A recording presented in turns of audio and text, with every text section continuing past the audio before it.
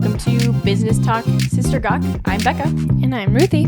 And today we are talking with Tim VanSoest about storage units. Thanks so much for being with us here today.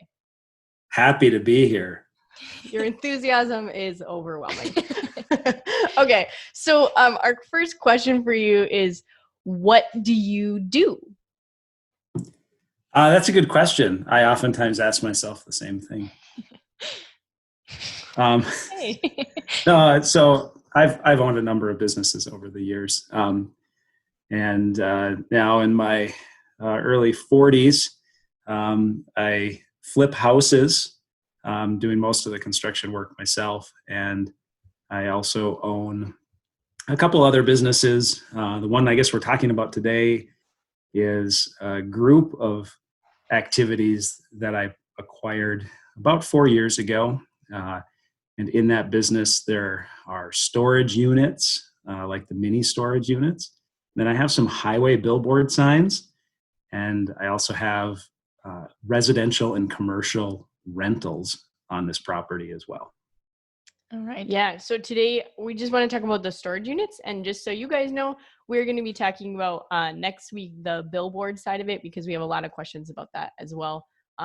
So because Tim has so much experience with all these different things, we'll probably have him back in the future as well to talk about what does it look like to ever look into owning a franchise and a bunch of other things that he's done in his life. Quite an interesting person, despite what you may hear of his personality. He's actually a really fun guy.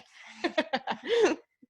Okay. And he's got a fun spelling of his last name. Yeah. It looks like VanSoest, like toast. VanSoest.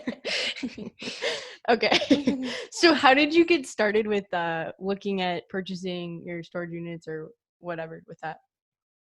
Yeah, so I guess at this point in my life, a lot of the business opportunities that I look at are somewhat driven by cash flow, what a business is producing, and then if I see upside in creating additional cash flow inside of that business by improving operations or adding additional revenue lines. In this particular case, it met a lot of those criteria. It was also close to home, and it is fairly hands-off. And so from an investment standpoint, it doesn't require a tremendous amount of my time and still provides me a level of cash flow that helps me live life. Now, I had to do a bunch of things before getting into this business to raise the required capital to get into a business like this, because it is a business that upfront requires a high level of investment to get that return over time. Yeah. So tell us a little bit about that. What did you need in order to get started? Did you have a pre-existing building, or did you remodel one? Did you build new? What did that look like? Sure. So this was an established facility. So I just bought it. It was really simple. And it was... Yeah, acquiring businesses is much easier and faster than starting them once you have the capital to do it with. So how did you decide that it was going to be a profitable investment, though? Oh, absolutely. So that all starts with the financial statements and taking time to vet the financial statements. One of the things I love about acquiring an existing business is that you can do that. When you do a startup, there's just a ton of question marks. When you're acquiring a business, there's a lot less question marks, but you have to still do your homework in the sense that you have to look at the financial statements. You want to look at least 3 or 4 years of history that the owner has, including their tax statements. And you really want to spend time digging into those to make sure that they're being honest with you, that everything that they're presenting is true and accurate. And inside of those financial statements, oftentimes you can find windows of opportunity. Is there ways that I can reduce costs? Are there things in this business that I could be doing myself instead of hiring out? Do I have additional contractors and so forth that I know of that will get me a better rate on making improvements or building additional buildings or maintaining things, snow plowing in this case, all of those things. If I can better negotiate than what the current owner is doing, all those things are areas of opportunities. And those are things that we look for when we start evaluating the business. The other thing I think is patience, waiting for the right opportunity. There's a lot of businesses that come along and that I've evaluated over the years that I don't buy. I evaluate a lot more of them than I actually purchase, because through that evaluation, I'm learning things about the business for free, just by taking time to look at what that individual business has done. And I oftentimes decide this isn't something that is worth my effort. It's not something that's worthy of my investment.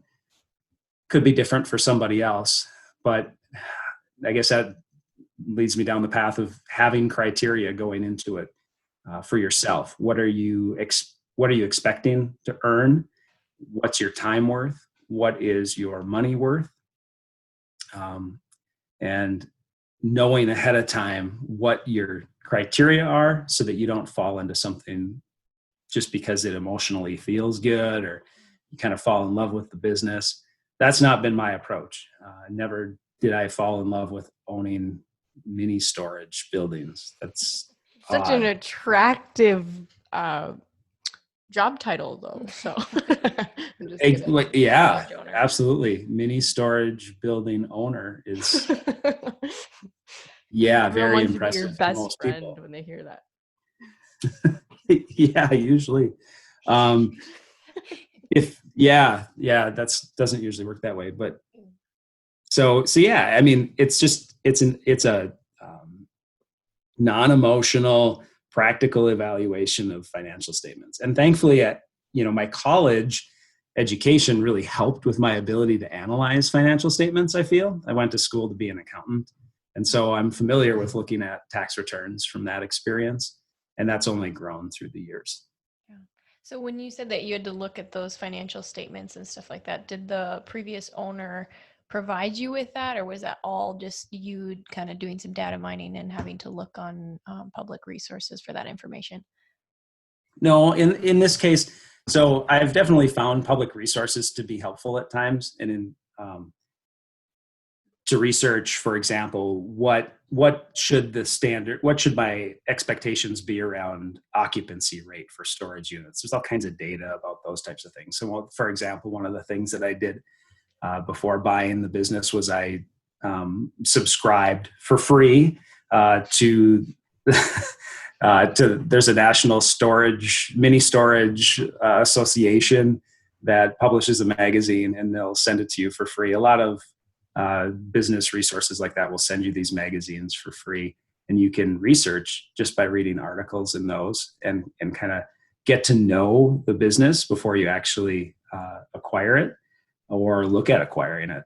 So if you have an area of interest, those resources can be really helpful and at little to no cost.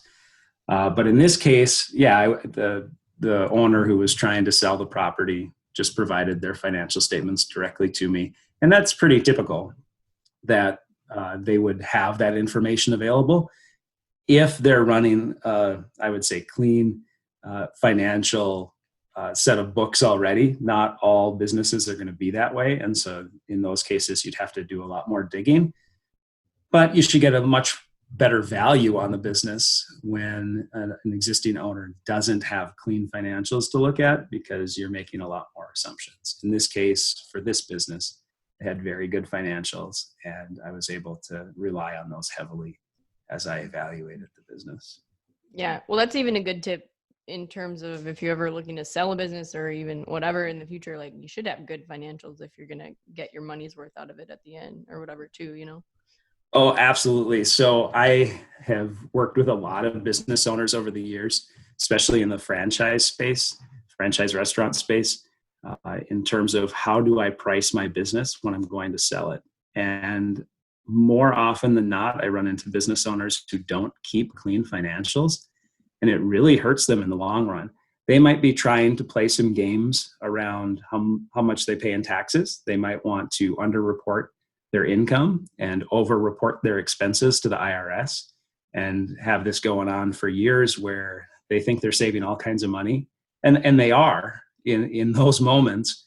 But I tell them, for at least 3 years before you want to sell your business, you have to clean up your financial books, because somebody coming in is going to pay a lot more for a business that's producing $100,000 in cash flow than one that looks like it's producing $25,000 in cash flow.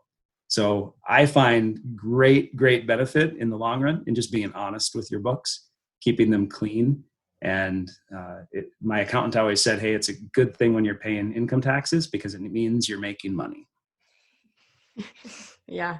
Okay. So how much did location play into like the storage unit aspect of, hey, I'm thinking about, even if someone was going to like build new or remodel a space to use it as a storage unit, how strategic do you need to be with location? At least in the area that we live in northern Minnesota, location isn't so important as in a metro area for this business. People will drive a longer distance to get to a facility just because transportation is so easily accomplished here. If it's 15 miles away, it means it's like 15 minutes away. So that's not as much of a barrier. Okay. Yeah. So in this business, do you think that if you were to scale or anything, would employees be valuable to this type of business, or is it not necessarily that essential? It's not essential. It all depends on how much time I want to spend in the business. So just like any property, there's a lot of things to take care of. Right now, I do those things. But it would be advantageous if I wanted to pursue other things that were taking up more of my time, and or say things that didn't allow me the flexibility to meet somebody to rent a storage unit at 2 p.m. on a Tuesday when it's convenient for them. Then I think I'd want to have an employee on board to take care of some of those things for me. And that would become more important as a business like this would scale up. So for me, I've only have about 60 individual units, which is actually on the smaller side. I know there's some local operators that have 300, 400 units with multiple physical locations that are 10, 15, 20 miles apart from each other. Usually those guys are employing a full-time employee or a couple full-time employees to manage all the ins and outs and the cleaning and snow plowing and all those kinds of things. Okay. So which is easier, house rentals or storage rentals? Oh, storage rentals, way easier than residential What do you rentals. like more? Yeah, I would take the storage business any day over residential rentals. Yeah. How do you keep from getting burned? I mean, like there's like storage wars where people bid on getting someone's stuff that they didn't pay rental fee for or whatever, and they left all their junk there or whatever. How do you keep from having that happen to you? Sure. Yeah, I mean, that happens a couple times a year to me, where somebody will stop paying rent and kind of abandon their property, and then it gets auctioned off. And usually my return on that is far into the negative because of the required legal notices that have to take place. So you got to advertise in the paper, you've got to send certified letters. And by that time, they already owe you for 5-6 months of rent. So minimizing that is making sure to track who's paying and who's not. Having a good record keeping system of payments and invoices. So I use QuickBooks for that. It's pretty straightforward and simple. If I had a bigger facility, there's some specialized solutions that the industry offers that's the software specifically designed for this business. But for me, QuickBooks works okay. It allows me to keep on top of it. Once somebody falls behind, I'm making phone calls and sending letters to try to get them back on board. I'm offering them flexible payment arrangements, trying to keep them current. And if they do fall too far behind, then it's just all about being on top of taking care of the legal steps in order and in a timely manner to try to minimize the loss. So how do you go about, what is your process for allowing people to apply to have one of your storage units? Sure. It's really simple. They just have to call, text, or email me and I will rent to them. But do you We require don't like a have down payment or anything? we don't have like the criteria that a residential rental unit would have, where there's a background check and credit check or whatever. None of that takes place for me in the storage rental game. Part of that is because the window for foreclosure is very short when it comes to this business. The legal foreclosure process can start taking place as soon as they're 3 months behind. So the eviction process in residential rentals is much more complicated than that. And you're also talking about a bigger portion of your income coming from that one person. So a residential rental is going to go for what, $500 to $1,000, maybe more a month. My business is split up over 60 different customers, and each person is paying me somewhere between $40 and $100 a month. And so my risk is really spread out among a much broader base of people, which allows us to kind of approach renting in a different manner. Okay. So what would you recommend someone who's starting out to do or things to avoid? That wants to start a new mini storage business? Is that your question? Yeah, like getting into this specific kind of business. Sure.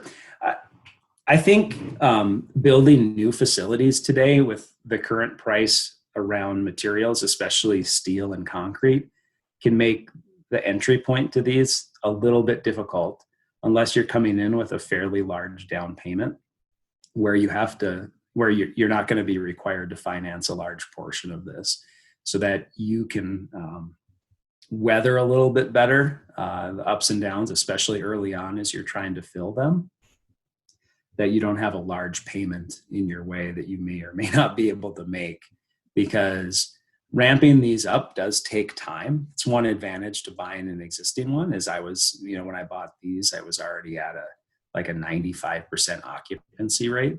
So I had cash flow on day one. But if you're building a new building at a new site, that cash flow is going to start at 0% occupancy, because on the first day you open, you're not going to have any tenants. And you have to ramp that up over time, which could take several years to get there. And so if you're going to start a new one, you really have to be prepared to weather that early cash flow challenge. And then, be ready for economic events that might cause people to move out. In a lot of regards, mini storage is a discretionary expense for people. It gives them a space to put stuff that maybe they don't want to look at their house, or a boat that maybe doesn't really need to be inside, but they'd prefer it to be. So as economic downturns come, we can see a lower occupancy rate, and we can definitely see a higher delinquency rate, as this is one of the things that people won't pay. So if you're going to start new, I would strongly encourage you to have a good amount of cash flow set aside for those rainy days. Okay, so we have one more question. We'll try to make it short, and then we're going to do the Gawk part of our episode where we talk about something stupid. So what free tools or resources would you recommend? So I mentioned the industry magazines, and that would span beyond just this specific business. I'm not big into free resources.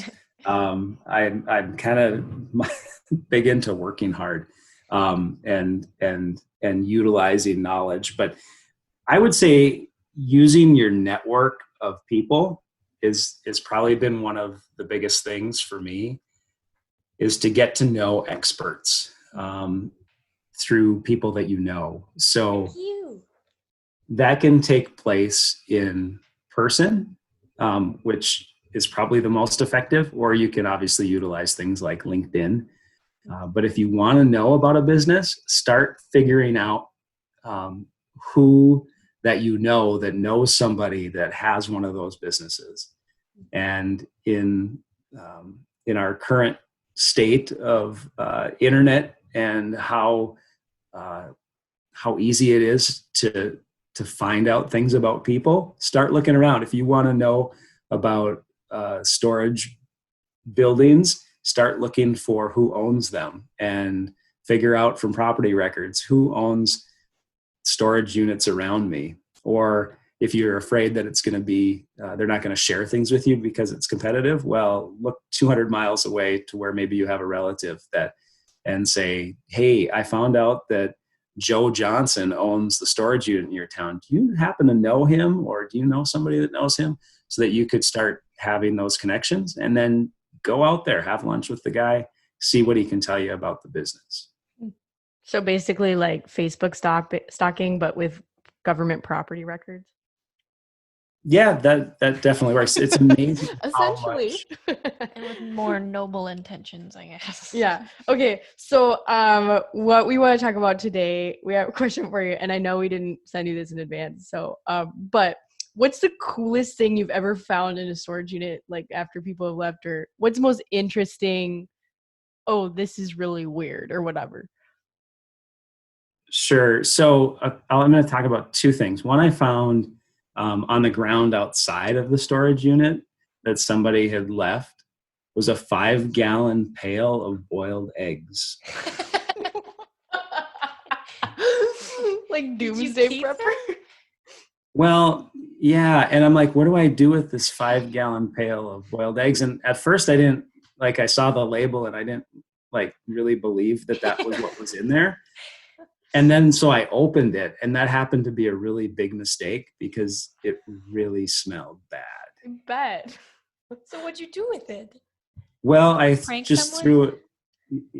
threw the eggs out in the woods, hoping that some animal would come and eat them.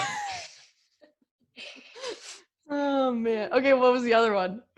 Okay, the other one. So when a unit is foreclosed on, I'm not allowed to enter the unit. I open it, take pictures, and then it gets posted for auction. So, and then whoever wins the auction is who actually gets to go inside and collect their belongings. In this case, a guy won a storage unit for $40 at auction, and they're responsible for coming and cleaning it out. And the guy who had it, I could not get a hold of him. He never responded to any of my letters. His phone was disconnected. Like, I could not get a hold of this guy. And so it ended up being auctioned off because he didn't stop paying. And the guy who cleaned out the unit came up to me afterwards. He goes, I think I know why you couldn't find the guy.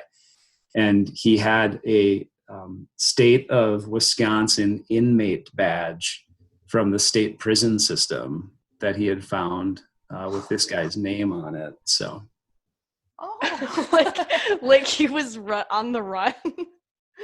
Maybe, yeah. That was kind of our interpretation, since he left his prison badge behind. Wow. Okay. Yeah. All right. Well, boiled eggs and prison badges on the lam convicts. Okay. Well, thank you so much for joining us today, and we're really excited about talking about next time billboards.